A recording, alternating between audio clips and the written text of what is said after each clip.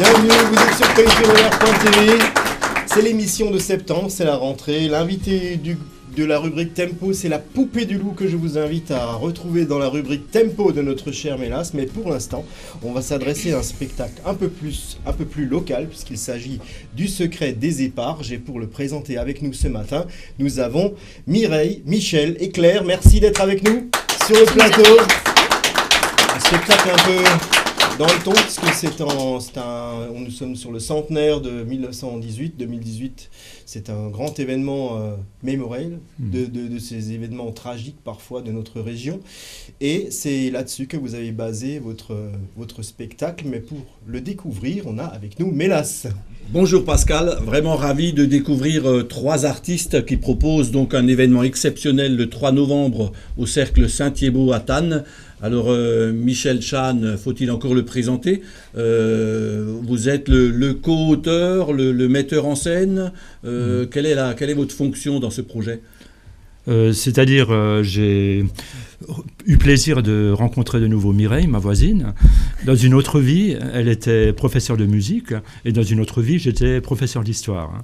Et en même temps, je créais des événements, donc elle m'a contacté, et j'ai eu plaisir d'organiser avec elle cet événement, qui est vraiment un événement authentique, puisque c'est le récit de son grand-père. Son grand-père qui était capitaine du 132e régiment aux Éparges en 1915.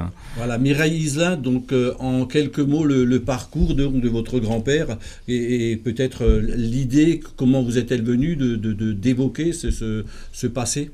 C'est très simple. Le médecin-chef, le docteur Henri Raymondeau, capitaine du 132e, a beaucoup écrit. Il était aussi littéraire que scientifique. Et Claire a retrouvé dans des caisses, dans les greniers, comme nous avons tous, beaucoup de ses écrits. Ah, maman, on pourrait en faire quelque chose. Eh bien voilà, j'ai appelé Michel à la rescousse et nous avons à trois, donc, à partir du discours écrit par mon grand-père. Et donc ce discours était donné à l'inauguration du monument à Reims en 1964. Il avait été demandé par le ministère de la Guerre et nous l'avons donc rafraîchi, révisé pour qu'il soit agréable pour tout public, en même temps intéressant au niveau historique, mais en gardant la trame parfaite de mon grand-père. Alors ce qui est intéressant, c'est de voir combien, disons, et d'une vous êtes investi sur ce travail, mais également la façon dont vous avez su l'enrichir, avec notamment la venue donc de l'arrière-petite-fille, si j'ai bien compris, oui. Donc de ce médecin-chef qui est le personnage clé. C'est grâce à lui que ce spectacle peut se faire aujourd'hui. C'est un spectacle, je veux dire, effectivement, avec beaucoup de devoirs de mémoire. On se souvient, on doit se souvenir de ce qui s'est passé. Claire, quelle est votre fonction donc dans ce spectacle qu'on va découvrir, je le rappelle, le 3 novembre au Cercle Saint-Thiébaut? Alors ma fonction, c'est d'apporter un vrai plus que de raconter simplement juste une histoire. Nous racontons cette histoire donc ensemble avec ma maman qui a donc le rôle d'infirmière et le rôle de petite fille. Moi, je garde mon rôle d'arrière petite fille et je joue aussi mon rôle en tant que fille qui écoute sa maman qui raconte le récit. Et donc j'apporte ce côté musical, ce qui est un vrai plus dans ce projet. Et donc nous avons voulu lier les mots littéraires avec les mots, donc la sonorité d'un instrument atypique et assez stéréotypé. Et donc c'est la harpe. Voilà.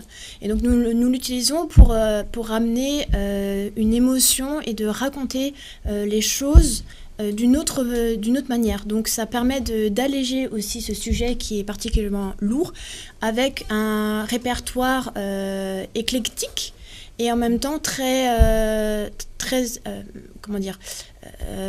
ouvert à tout le monde. Donc nous avons des compositeurs et des musiques connues par tous.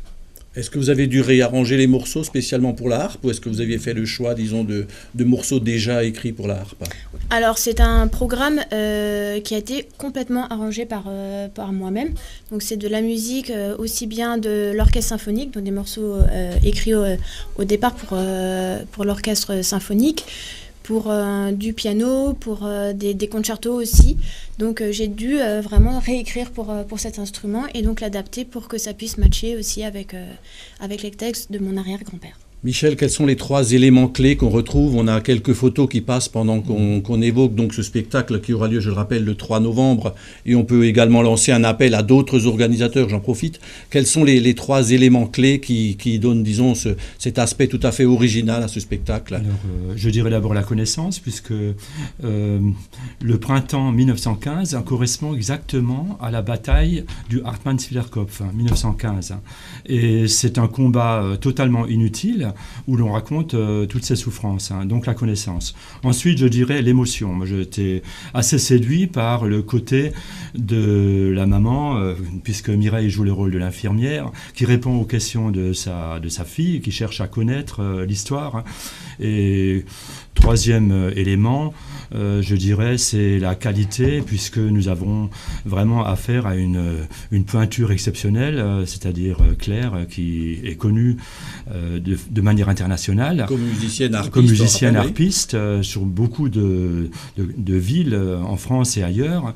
Et en même temps, Mireille, que j'ai découverte comme comédienne, qui m'a complètement bluffé. Conteuse exceptionnelle. Qui m'a conté de manière exceptionnelle, qui m'a tout à fait bluffé. Alors j'ai eu plaisir à mettre mes capacités au service de ces 2 grands artistes. Ça s'appelle Le secret des éparges, et je rappelle, c'est à découvrir donc le 3 novembre à Thann, oui. Et vu, disons, le contenu, il serait utile et bienvenu de programmer également ce spectacle ailleurs. On lance donc, je le rappelle, un appel aux organisateurs, éventuellement de spectacles, donc dans le cadre de ce centenaire. Pour finir, le côté artistique, j'ai cru comprendre, et j'ai vu quelques images et quelques extraits d'autres spectacles. C'est à la fois un concert, une lecture, mais également de la projection. La projection, puisque j'ai essayé de chercher des documents qui correspondent exactement aux souffrances que ces poilus connaissaient dans les tranchées. Alors on peut voir des blessés, on peut voir des bruitages assez impressionnants, et on voit aussi un extrait de film qui raconte justement réellement ce combat des éparges, qui est passé sur la télé à FR3. Vraiment le combat présenté par les acteurs à l'époque actuelle, mais qui retrace très bien la mort d'un poilu ou des choses comme ça. Ça reste cependant un spectacle accessible à tous. Et pour conclure et illustrer vos propos, nous avons une vidéo. La bataille reprend de plus belle. C'est le début d'attaques et de contre-attaques acharnées, de véritables tueries, autant la nuit que le jour. Les Boches sont visiblement dans une rage folle. Ils font pleuvoir incessamment sur nous un déluge d'obus de tout calibre. 77, 150, 210, torpilles, tire! La boue est à ce moment telle que les hommes s'y enfoncent jusqu'aux genoux. Ah, la boue des éparges, la neige, la pluie. C'est une vraie tornade de fer et de feu qui se déchaîne en même temps qu'une tempête.